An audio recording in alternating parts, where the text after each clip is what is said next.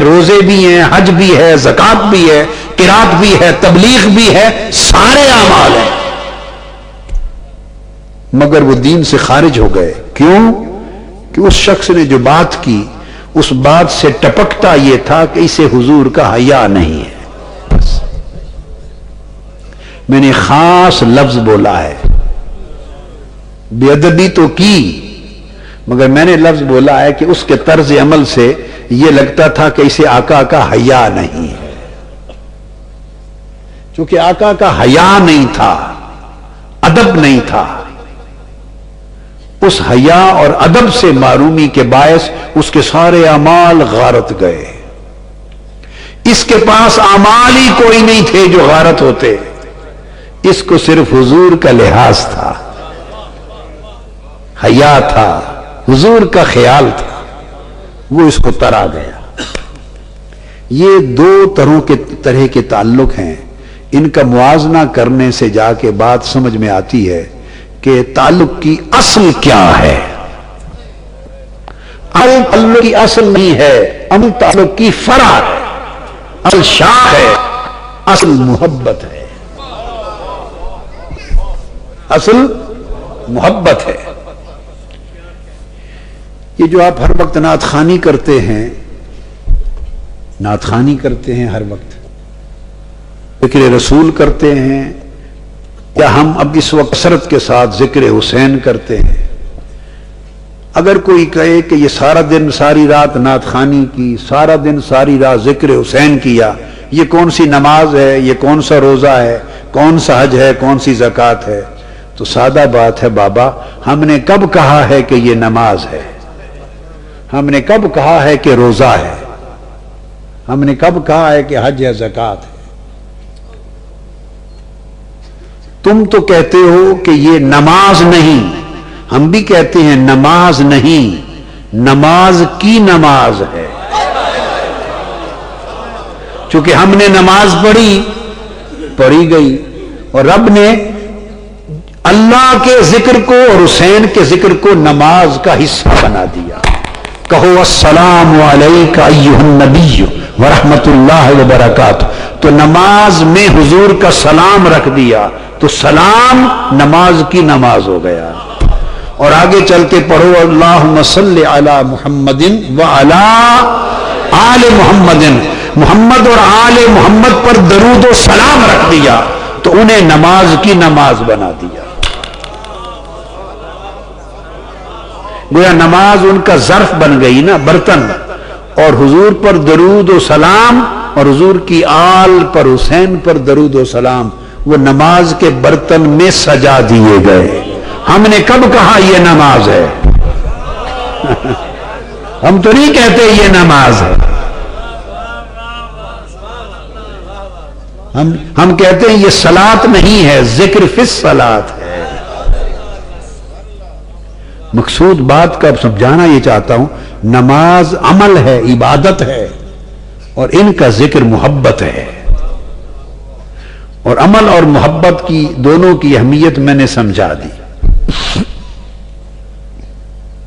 عمل اور محبت دونوں کی اہمیت سمجھا دی۔ جب یہ بات آپ کے ذہن میں آ گئی، اب آئیے تھوڑا قرآن مجید سے شروع کرتے ہیں اس مضمون کو۔ اللہ رب العزت نے فرمایا ذکر ہمیں نماز پہ لگایا، حج پہ لگایا، روزے پہ لگایا، زکات پر، جہاد پر، تمام عبادات پر، اعمال صالحہ پر ہمیں متعین کر دیا، امر دے دیا، لگا دیا۔ خود ان میں سے کوئی عمل نہیں کرتا، اللہ پاک خود ان میں سے کوئی عمل، ایک اس نے اپنے لیے چن لیا۔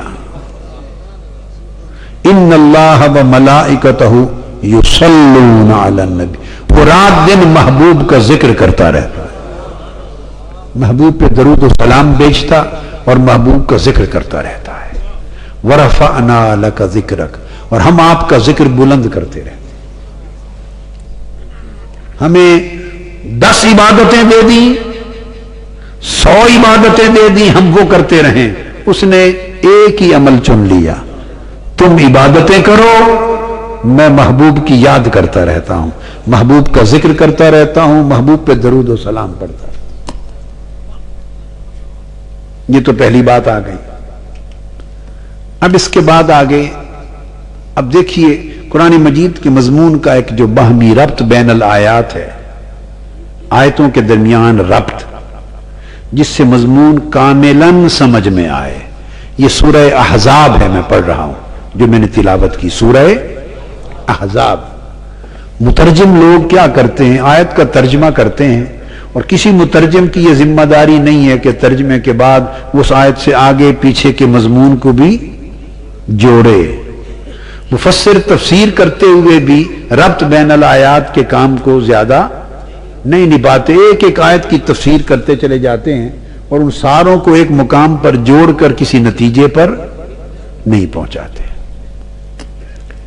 تو بات ہوئی، اللہ پاک نے فرمایا اللہ اور اس کے سب فرشتے حضور پہ ہر وقت درود و سلام پڑھتے،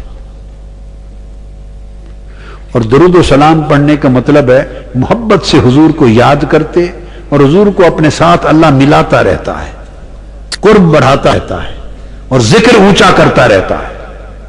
یہ کیا ہے، کس لیے کرتا ہے؟ دوسرے مقام پر فرمایا وَرَفَعْنَا لَكَ ذِكْرَكَ، اور ہم نے آپ کا ذکر بلند کر دیا۔ نہیں، یہ نہیں کہا، فرمایا آپ کا ذکر آپ کی خاطر بلند کر دیا، کرتا سب کچھ اس لیے ہوں محبوب کے تو راضی ہو جائے۔ محبوب آپ کو خوش کرنے کے لیے، آپ کو راضی کرنے کے لیے، اور کوئی مقصود ہی نہیں ہے۔ یہ مرکزی خیال ہے۔ تو پتہ چلا کہ جو عمل حضور کو راضی کرنے کے لیے کیا جائے اس سے حضور کو راحت ہوتی، اس سے حضور علیہ السلام کو راحت ہوتی، تو اس کا اجر دے دیا۔ اب اس کے برعکس فرمایا، اب دوسرا اینگل، ان الذین یؤذون اللہ ورسولہ، اور جو اللہ اور اس کے رسول کو اذیت دیتے ہیں۔ اب اذیت ایک احساس ہے، تو اللہ پاک احساس سے پاک ہے یا اس کے احساسات ہیں؟ اللہ تعالیٰ کی کوئی فیلنگز ہیں، اس کے احساسات ہیں؟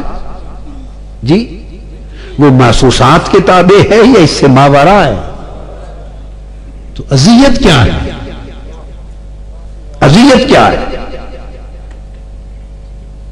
اذیت دینا، راحت دینا، یہ تو احساسات کی چیز ہے۔ تو اللہ کو تو کوئی اذیت نہیں دے سکتا۔ یہ تو کہہ سکتے ہیں جو اللہ کو ناراض کرتے ہیں، جو اللہ کی نافرمانی کرتے ہیں، یہ بات تو ہے، مگر یؤذون اللہ، جو اللہ کو اذیت دیتے ہیں۔ اذیت کا مطلب ہے ٹارچر دینا۔ کیا؟ ٹارچر کرنا۔ اللہ کو کیا ٹارچر ہے؟ اس کو کیا اذیت ہے؟ اس نے فرمایا مجھے تو نہ کوئی اذیت دے سکتا ہے نہ دی جا سکتی ہے، میں تو اپنی اذیت کو مصطفیٰ کی اذیت کے ساتھ جوڑ دیتا ہوں۔ جو میرے محبوب کو اذیت دیتا ہے وہ مجھے اذیت دیتا ہے۔ یؤذون اللہ ورسولہ، تو معنی دراصل یہ ہے کہ جو میرے محبوب کو اذیت دیتا ہے، جو لوگ میرے محبوب کو اذیت دیتے ہیں، تکلیف پہنچاتے ہیں، محبوب کو، حضور علیہ السلام کو جو لوگ تکلیف پہنچاتے ہیں، لعنہم اللہ فی الدنیا والآخرہ، تو اللہ دنیا اور آخرت میں ہر جگہ ان پر لعنت بیچتا ہے۔ ایسے اللہ نے جو سزا مقرر کی وہ دنیا اور آخرت میں لعنت مقرر کی۔ اب تھوڑا فرق سمجھا دیتا ہوں، اگر کوئی